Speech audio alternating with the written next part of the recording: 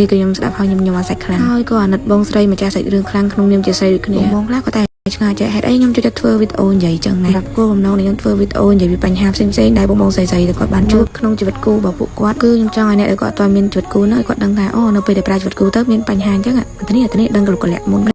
ទៀតទៅដល់អ្នកដែលគាត់កំពុងទៅជួបវិបត្តិហើយគាត់ធម្មតាមនុស្សទៅជួបបាត់ដោយសារខ្ញុំជាអ្នកជួបដែរចឹងខ្ញុំយល់ច្បាស់គាត់ជាគិតថាខ្លួនឯងគឺទូទុកធ្ងន់ជាងគេចឹងហើយចែកម្លែករឿងអ្នកដទៃគាត់ដឹងខ្លះទៅថាអូនៅមានគេពិបាកជាងខ្លួនឯងទៀតដូចខ្ញុំចឹងខ្ញុំពីមុនគាត់ថាអូជីវិតខ្ញុំពិបាកខ្លាំងហើយជួបទៅរឿងជួបទុកដល់ពេលខ្ញុំធ្វើជាអ្នកស្ដាប់រឿងឲ្យគេទៅនឹងថាអូនៅមានអ្នកដែលគេពិបាកជាងខ្ញុំច្រើនទៀតចូលទៅសាច់រឿងវិញឥឡូវបងស្រីគាត់ចិត្តថ្លែងលេហើយត្រៀមខ្លួនប្រឌិតមេដៃនៅខែ9ហ្នឹងដែរដូចខ្ញុំដែរហ្នឹងបញ្ហាដែលបងស្រីជួបផ្ទាល់គឺ3ធំដាំងមកទី1គឺគ្រូសាគេពេញចិត្តនឹងស្រាប់ហើយថាត្រូវជួបរងរឿងអីខ្លះសំដីមែនទី2គឺលុយកាក់ស្វាមីរបស់គាត់គឺអត់ផ្ដល់ឲ្យគាត់ទេដោយយល់ឡេះអាងថាបងស្រីមានលទ្ធភាពរកបានហើយចឹងចាយសិនទៅគាត់ត្រូវជួយគ្រូសាសិនហើយជួយសងមកគេទាំងបងដីដែលគាត់ទិញកាលដែលមិនទាន់រៀបការចំណុចថងដីហ្នឹងគឺក្តៅកគុកមកហើយថងចំណុចរឿងដីហ្នឹងហើយដែលគាត់ចាំបានមតិពីខ្ញុំជាមួយនឹងមតិបងឲ្យជួយផ្ដំក្រៃប្រៃរបស់គាត់ថ្ងៃណាមួយអូខេវីដេអូហ្នឹងហើយបានឃើញខមមិនបងគាត់យល់ពីបញ្ហាខ្ញុំនៅតែមានចង់ខ້ອຍលទ្ធផលនៃការលះបង់របស់ខ្ញុំរយៈពេល10ឆ្នាំរៀបដូចដាក់ទោសខ្លួនឯងចឹងហៀក6បងអ្នកតាមដានមុនរៀបការកាលនៅជាសង្សារគិតថាប្រវាអាយតែមានអ្នកជំនះគិតថាសំខាន់មនុស្សពីរអ្នកស្រឡាញ់គ្នាក្រោយរៀបការហើយបានកាន់តែដឹងប្រឹងគ្រួសារគេធ្វើអីដាក់យើងខ្លះធ្វើ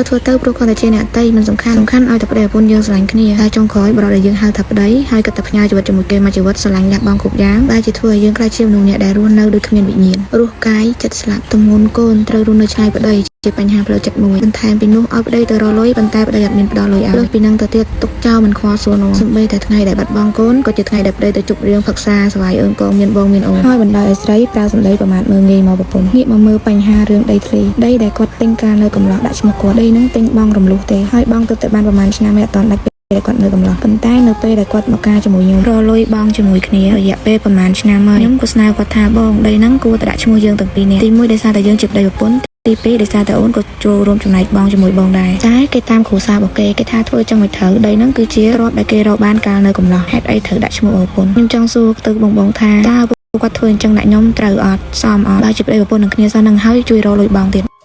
គ្រួសារខាងប្តីអត់ពេញចិត្តខ្ញុំតាំងពីពេលចាប់ផ្ដើមខ្ញុំចំណាយពេល10ឆ្នាំដើម្បីជំនះព្យាយាមពេលនេះលទ្ធផលចាញ់ហើយចុងក្រោយគេចមិនផុតពីឈ្មោះមេម៉ាយនេះក៏ព្រោះពាក្យថាស្រឡាញ់ការស្រឡាញ់គឺហ៊ានធ្វើគ្រប់យ៉ាងហ៊ានលះបង់គ្រប់យ៉ាងលះបង់ក្តីសុខលះបង់ពេលវេលាផ្ទាល់ខ្លួនជាពិសេសគឺខ្លួនឯងផ្ទាល់គឺលះបង់អស់ហើយចុងក្រោយកំថាឡើយទ្រព្យសម្បត្តិរួមរកប្តីប្រពន្ធឬក៏ខ្ញុំបានដេកស៊ីកម្លាំងញើសឈាមប្តីសំបីតែកូននៅក្នុងផ្ទៃរបស់ខ្ញុំក៏ខ្ញុំមិនអាចរក្សាបានផងនេះឬពាក្យថាសំខាន់ប្តីប្រពន្ធយើងស្រឡាញ់គ្នារឿងម៉ែឪពួកគាត់ចាស់ផ្សេងទេហើយនេះឬជាអ្វីដែលអ្នកតបស្នងមកខ្ញុំពីដំបូងឡើយនៅពេលដែលប្តីស្រឡាញ់ប្រពន្ធអូខេប្តីប្រពន្ធយើងស្រឡាញ់គ្នាប៉ុន្តែនៅពេលដែលអ្នកអត់ស្រឡាញ់ខ្ញុំនៅពេលដែលប្តីឈប់ស្រឡាញ់ប្រពន្ធអញ្ចឹងមែនអ្នកទៅតាមគ្រួសារអ្នក